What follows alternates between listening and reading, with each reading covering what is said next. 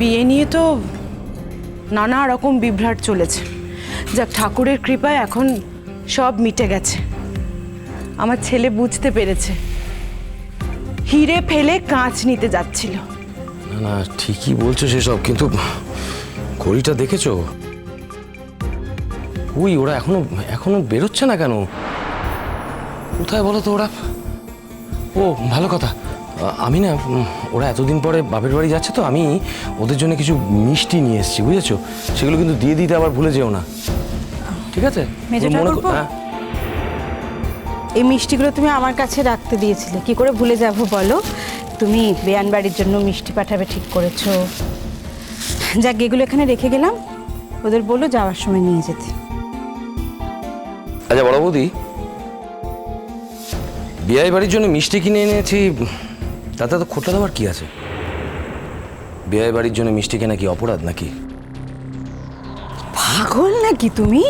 এ বাড়িতে কার ঘাড়ে কটা মাথা আছে বলো দেখিনি, তোমার কাজকে অপরাধ বলবে? বললে তো। দিদি ভাই, হাত জোর করে অনুরোধ করছি তোমাকে, হাত জোর করে, এখন যখন সবকিছু ঠিক হয়ে গেছে আর ঘেঁটে দিও না প্লিজ। মুখ সামলে কথা বল মেজো। আমরা কিছু ঘেঁটে দিইনি, আমরা ঘেঁটে যাওয়ার লোক না। তোরা ঘেঁটেছিস, তোরা নিজের হাতে নিজের ছেলের জীবনটা ঘেঁটে শেষ করে দিয়েছিস। এ নিয়ে আর কোনো কথা বলতে আসবি না। প্লিজ চুপ করো, চুপ করো, প্লিজ চুপ করো। থাক, অনেক হয়েছে এসব কথা, এখন থাক। কথায় কথায় কথা বাড়ে। আর এই বাড়িটা আরো অদ্ভুত হয়েছে প্রত্যেক মুহূর্ত। ওই তো নীলেশ, আরে আমার মামুনি, কি এত দেরি করলে কেন? কটা বাজে দেখেছো?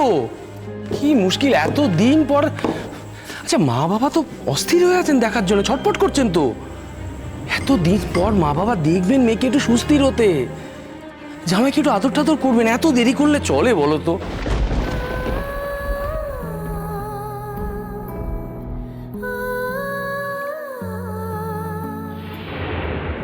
আর বলো না মা, তোমার ছেলের জন্যই কিন্তু আজকে দেরি হয়ে গেল। যতবারই যে কটা শাড়ি দেখাচ্ছে কোনোটাই ওর পছন্দ হচ্ছে না। পছন্দ করতে করতে এত দেরি হয়ে গেল।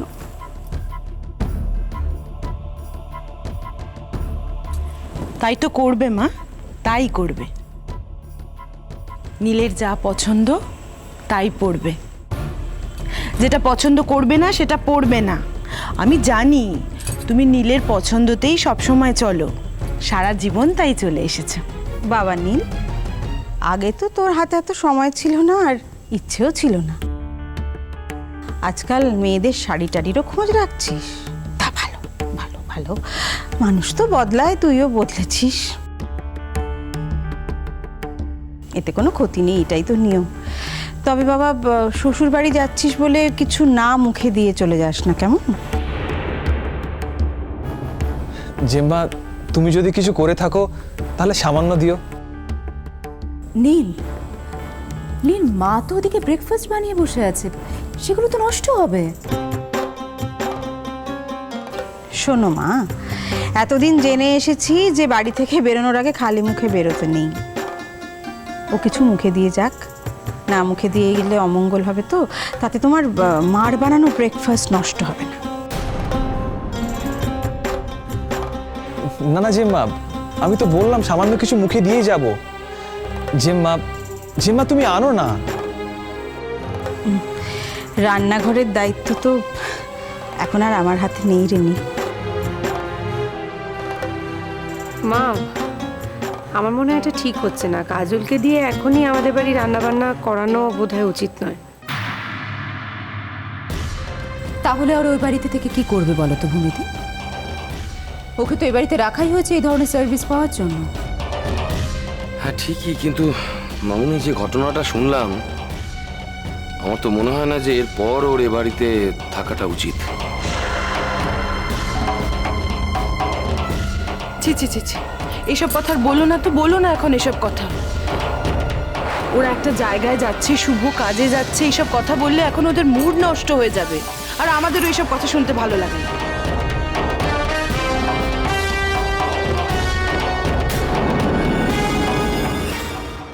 শোনো ভূমি, তুমি হয়তো আমার সহজ সরল ভালো মানুষ ছেলেটাকে আবার কিছু একটা করে পটিয়ে পাটিয়ে হাত করে নিয়েছো, তাই তোমার রান্নাঘর থেকে ছুটি হয়ে গিয়েছে। এদিকে মেজও তো খুবই ব্যস্ত, স্বাভাবিক, এতদিন পরে ওর ছেলে ফিরে এসেছে, ছেলেকে নিয়ে ওর সময় কাটছে, ছেলেকে তো সময় দিতেই হবে। তার উপর শুধু ছেলে না, তার উপর ছেলের বউও আছে, দুজনকেই তো ওকে তোয়াজ করে রাখতে হয় কি না? মেজর আর সময় কোথায়, রান্নাঘরে দেওয়ার মতো সময়ও পাচ্ছেই না। এদিকে বাড়ির লোক সংখ্যা তো কম নয় না, জ্যাঠাবাবু, সোনা জেঠি, বাবা মা, এই 4 জন বয়স্ককে আমায় দেখতে হয়। তার উপর কদিন ধরে আমার এই কোমরের ব্যথাটা বড্ড বেগ দিচ্ছে। জানো তো মেজো ঠাকুরপো, এই সবাইকে সামলে সব কিছু করে না আমি আর রান্নাঘরের এই ভারটা নিতে পারছি না। জানি তোমার দাদার রোজগার কম, কিন্তু আমরা তো চিরকাল তোমাদেরই মুখাপেক্ষী কি না? কিন্তু তাহলেও শরীর তো, সে আর কোনো কথাই শুনতে চাইছে না, জানো তো, সে এবার বেশ গড়বড় করতে শুরু করে দিয়েছে। সত্যি কাজল না থাকলে যে আমি কি করতাম। দেখো কেমন অদ্ভুত ব্যাপার, ঠিক এই সময়টাতেই ঈশ্বর কাজলকে আমার সামনে এনে দিলেন। সত্যি ঈশ্বর যে কখন কার মধ্যে দেখা দেন কে বলতে পারে। কাজল না থাকলে সত্যি আমি বাড়ির এতগুলো কাজ একা সামলাতে পারতাম না। আর শরীরটাও এমন অবস্থা হয়েছে, আমি তো বাড়ির লোকজনকে না খাইয়েও রাখতে পারতাম না, বলো। এই তো দেখো না আমার একমাত্র ছেলের বউ, সে তো আমার লেখাপড়া জানা মানুষ কি না, চাপে না পড়লে সে তো আবার রান্নাঘরের কাজ কিছু করতে পারে না। তারপর ধরো এ বাড়ির ছোট বউ, মানে সবাই যাকে এখন ছোট বউ বলে ধরে নিচ্ছে, তাকে তো আবার আমি একা রান্নাঘরে ছাড়তে পারবো না, কারণ কি যে আসলে এ বাড়ির ছোট বউ সে নিয়ে তো সংশয় কাটেনি এখনো, না? বৌদি, কি ভাই, আমি তো আমার মনের কথা বলেছি, নিয়মের কথা তো বলিনি।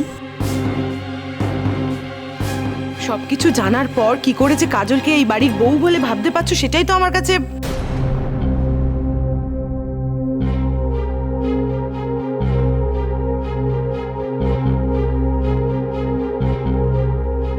বড় মা, আয়। আরশি, কাল থেকে অ্যাটলিস্ট ব্রেকফাস্টটা তুমি বানিও।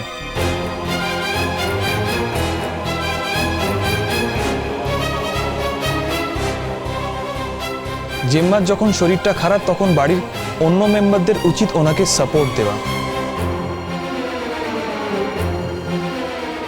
তাছাড়া আমি তো আর অন্য লোকের হাতে রান্না খাবো না।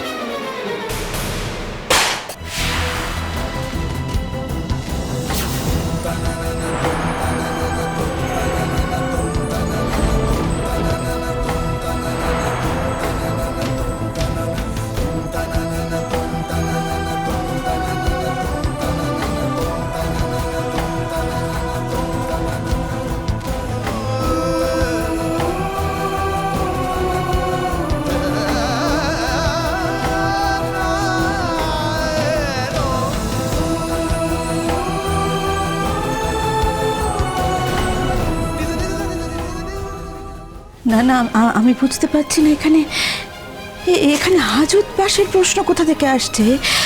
আচ্ছা কাজল, ওর তো আরশির সঙ্গে ছাড়ান কাটান হয়ে গেছে, তাছাড়া তুই ওর প্রথম বউ। সবটা তোমরা ঠিকঠাক জানো না বড় মা। ডিভোর্সের কাগজটা যেরকম ওর পাখরে নেই, সেরকম ওর কাছেও নেই। ডিভোর্সের কাজটা শুরু হয়েছিল, কিন্তু সেটা শেষ হয়নি বড় মা। ও কিছুতেই প্রমাণ করতে পারতাম না যে আইনত আমি ওর বউ। বাজে জন্মপথ